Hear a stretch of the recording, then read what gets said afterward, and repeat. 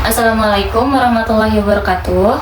Perkenalkan, nama saya Aulia Rizky Marifah dengan NIM 21030361135. Nah, video ini saya buat untuk memenuhi tugas ujian tengah semester di mata kuliah Fikih yang diampu oleh Ibu Bakiatus Solihah. Nah, pada video ini saya akan menceritakan dari artikel jurnal yang sudah saya baca, yakni mengenai haji dan umroh dan juga puasa dan hikmahnya untuk kesehatan fisik dan juga mental.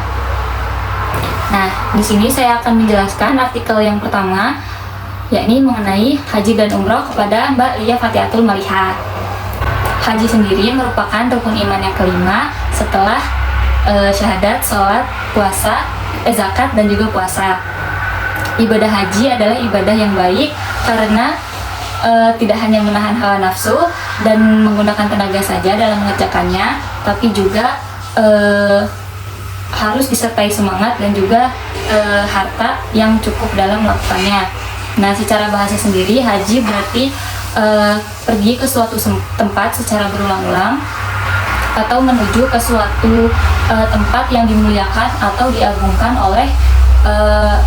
oleh suatu kaum peradaban. Nah, ibadah umat Islam ke Mekah atau ke Baitullah ini merupakan yang disebut haji. Sedangkan menurut istilah dari kalangan ahli fikih mengartikan bahwa haji adalah niatan yang untuk datang ke Baitullah untuk menunaikan ibadah tertentu. Lanjut, hukum mengerjakan ibadah haji. Jadi hukum mengerjakan ibadah haji ini wajib bagi umat Islam yang mampu, sesuai dengan firman Allah dalam surat Ali Imran ayat 97. Nah, hukum wajib itu sendiri dikaitkan dengan kemampuan karena ibadah ini merupakan sebuah perjalanan yang membutuhkan kemampuan materi ataupun kekuatan fisik. Selanjutnya, syarat-syarat haji dan juga umroh. Nah, orang-orang yang wajib untuk melaksanakan haji dan umroh ini harus memenuhi syarat-syarat sebagai berikut. Yang pertama itu Islam. Jadi Islam ini merupakan syarat mutlak bagi orang yang ingin berhaji. Yang kedua, berakal. Berakal di sini artinya itu berakal di sini berarti orang itu dapat membedakan yang mana perbuatan yang baik ataupun perbuatan yang buruk. Nah, lalu ada balik. Nah, balik di sini untuk laki-laki itu apabila ia sudah bermimpi basah, sudah pernah bermimpi basah ataupun usianya sudah lebih dari 15 tahun. Selanjutnya untuk perempuan, kalau bagi perempuan itu apabila ia sudah mengeluarkan darah haid. Ya. Selanjutnya itu ada rukun haji. Rukun haji adalah kegiatan-kegiatan yang apabila tidak dikerjakan maka hajinya itu dianggap batal. Nah, rukun-rukun haji itu diantaranya yang pertama ada ihram atau berniat.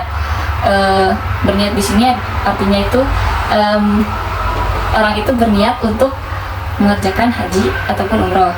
Yang kedua itu wukuf atau hadir di Arafah. Waktu wukuf sendiri ini pelaksanaannya itu pada tanggal 9 Zulhijjah atau pada tanggal 9 Zulhijjah, dilakukan pada saat waktu zuhur. Jadi setiap orang yang berhaji itu wajib untuk berkumpul di padang Arafah pada tanggal 9 Zulhijjah di waktu zuhur. Nah, yang ketiga ada tawaf. Tawaf ini artinya mengelilingi Ka'bah selama 7 kali. Lalu ada sa'i. Sa'i ini merupakan lari-lari kecil atau jalan cepat antara Bukit Safa dan juga Bukit Marwah. Lalu ada tahalul. Tahalul ini mencukur atau menggunting rambut sedikitnya 3 helai. Nah, yang terakhir itu tertib. Nah, tertib di sini itu maksudnya adalah melakukan rukun-rukun tadi secara berurutan. Selanjutnya itu ada wajib haji. Wajib haji ini adalah amalan dalam ibadah haji yang wajib dikerjakan. Nah, wajib haji itu diantaranya yang pertama ihram dari miqat. Ini artinya yaitu niat haji ataupun niat umroh dari miqat, baik itu miqat zamani maupun miqat makani. Yang kedua, bermalam di Musdalifah. Nah, bermalam di Musdalifah ini dilakukan setelah wukuf di Arafah. Jadi setelah wukuf di Arafah itu selanjutnya langsung ya bermalam di Musdalifah. Itu dilakukan pada setelah terbenamnya matahari. Lalu ada melempar jumroh Aqobah. Ini dilakukan pada tanggal 10 Zulhijjah di Mina. Dilaksanakannya ini melempar batunya ini sebanyak 7 butir. Melempar jumrohnya sebanyak 7 butir, lalu dilemparkan sebanyak 7 kali. Nah, lalu melempar jumrah ula, wusta, dan Aqobah. Melempar ketiga jumroh ini dilaksanakan pada tanggal 11, 12, dan 13 Zulhijjah. Nah, selanjutnya itu bermalam di Mina, dilaksanakan pada tanggal 11 Zulhijjah. Tanggal 11 sampai 1 Zulhijjah. Selanjutnya itu tawaf wada. Tawaf wada ini dilakukan pada saat akan meninggalkan Baitullah. Yang terakhir yaitu menjauhkan diri dari hal-hal yang diharamkan pada saat ihram. Nah, selanjutnya ini untuk orang yang berhaji ada larangan-larangan yang harus dihindarkan, tidak boleh dilakukan. Jadi hal-hal yang dimaksud dilarang ini itu diharamkan dilakukan bagi orang yang berhaji. Namun diharamkan di sini itu tidak semata-mata orang tersebut berdosa ketika melanggar, karena belum ada pendapat ulama tentang pelanggar larangan ini itu akan mendapat dosa. Nah, beberapa larangan tersebut diantaranya yang pertama, bagi laki-laki itu dilarang menggunakan pakaian yang berjahit. Yang kedua, bagi laki-laki dilarang menggunakan penutup kepala seperti peci dan sebagainya. Yang ketiga, bagi perempuan itu tidak boleh menutup muka ataupun telapak tangan. Nah, yang keempat, larangan bagi laki-laki maupun perempuan menggunakan wangian pada saat ihram. Nah, yang kelima, dilarang menikahkan ataupun menjadi wali nikah. Dan yang keenam, dilarang bersetubuh. Itu tadi merupakan sedikit penjelasan mengenai ibadah haji dan umroh. Selanjutnya di sini saya akan menceritakan artikel yang saya baca yang berjudul Puasa dan Hikmahnya terhadap Kesehatan Fisik dan juga Mental Spiritual. Artikel ini berasal dari Jurnal Penelitian, Riset, dan Pengembangan Pendidikan Islam yang ditulis oleh Aulia Rahmi. Langsung saja, yang pertama itu ada pengertian puasa. Puasa ini merupakan salah satu rukun Islam yang wajib dilaksanakan oleh setiap umat muslim. Jadi puasa sendiri menurut bahasa Arab itu asyaum atau asyam, yang berarti menahan diri. Nah, menahan diri ini dimaksud menahan diri di sini itu menahan diri dari makan dan juga minum, serta menahan diri untuk tidak berkata-kata kotor ataupun menggunjing orang. Selanjutnya itu ada syarat puasa. Syarat puasa sendiri itu ada dua, ada syarat wajib dan juga syarat sah. Nah, syarat wajib puasa itu yang pertama Islam, beragama Islam, yang kedua balik, yang ketiga berakal, yang keempat kuat serta mampu, dan yang terakhir mukim. Mukim ini artinya dia tidak sedang bepergian jauh. Selanjutnya itu ada syarat sahnya. Kalau syarat sahnya itu yang pertama Islam, yang kedua berakal, yang ketiga suci dari semisal dari haid, yang keempat itu dilaksanakannya puasa itu dalam waktu yang diperbolehkan untuk berpuasa. Nah, puasa ini ada berbagai macam puasa. Nah, menurut ahli fikih itu ada 3 macam, yakni puasa fardu, puasa sunnah, dan juga puasa makruh. Nah, yang pertama puasa fardu. Puasa fardu ini harus dilaksanakan oleh umat muslim berdasarkan syariat Islam. Yang termasuk ke dalam puasa fardu itu ada 3, yakni puasa di bulan Ramadan, puasa kafaroh dan juga puasa nazar. Nah, puasa Ramadan sendiri itu puasa yang dilakukan selama 30 hari di bulan Ramadan, yang dilakukan pada saat dari mulai terbitnya fajar sampai terbenamnya matahari. Selanjutnya puasa kafaroh. Puasa kafaroh ini puasa yang dilakukan untuk menutupi atau menebus dosa yang orang itu lakukan, sehingga dia harus mengerjakan puasa tersebut agar dosanya dapat diampuni. Yang ketiga itu puasa nazar.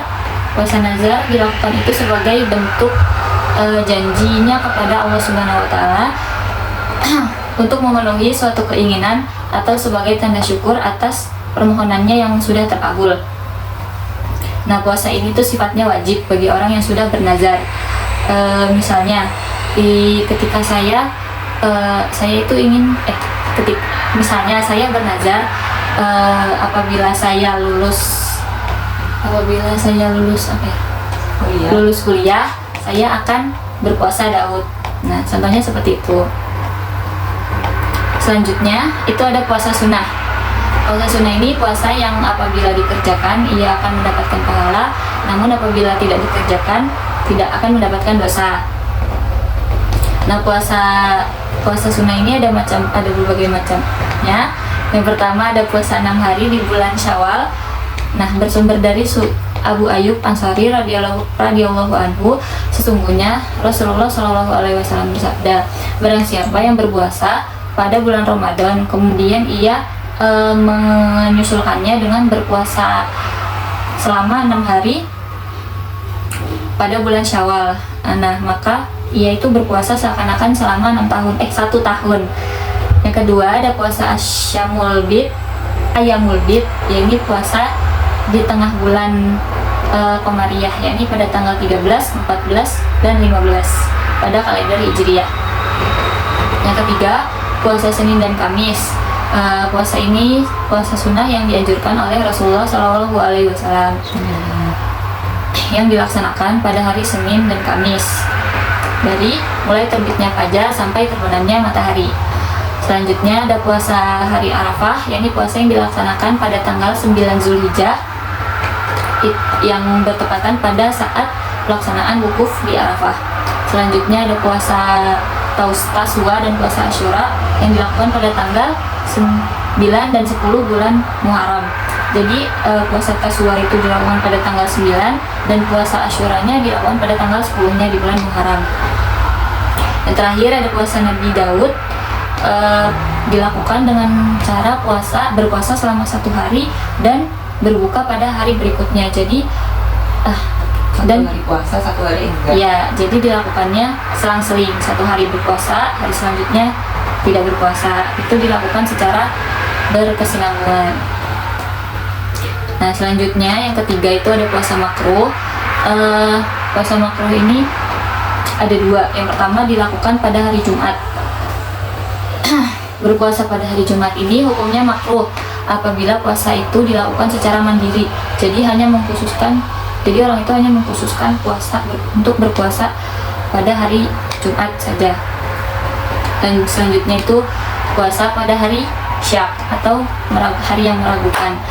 Nabi Shallallahu alaihi wasallam melarang puasa pada hari Syak atau hari yang meragukan, yakni pada akhir bulan Syaban atau sehari 2 hari sebelum bulan Ramadan.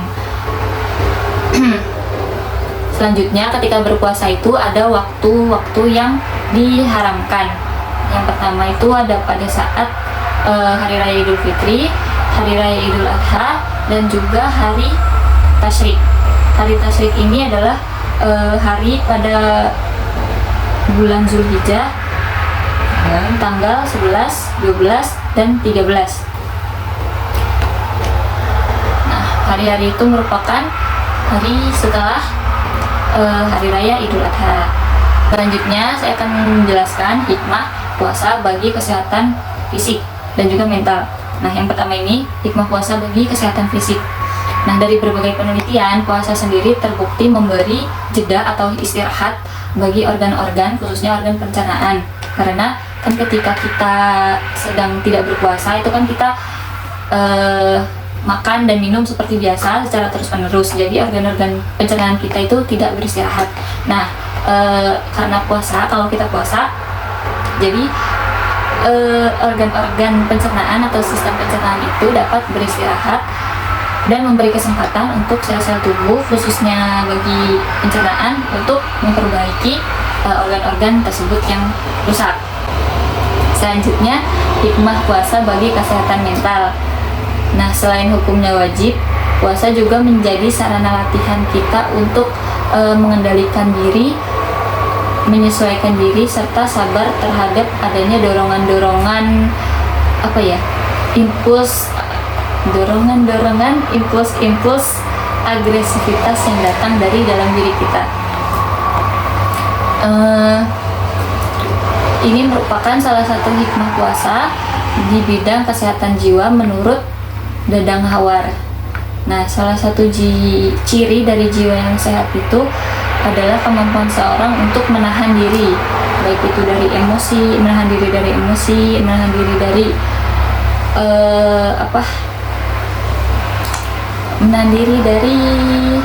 pokoknya emosi-emosi dari dalam diri kita gitu. Nah, pengendalian diri atau self control amat penting bagi kesehatan jiwa, sehingga daya tahan mental dalam menghadapi berbagai stres kehidupan itu meningkat karenanya. Nah, saat berpuasa itu kita berlatih kemampuan untuk menyesuaikan diri terhadap tekanan tersebut, sehingga kita dapat menjadi lebih sabar dan tahan terhadap tekanan-tekanan yang ada dalam diri kita gitu. Selesai sudah penjelasan dari 2 artikel tadi. Semoga bermanfaat. Kurang lebihnya mohon dimaafkan. Wassalamualaikum warahmatullahi wabarakatuh. Waalaikumsalam.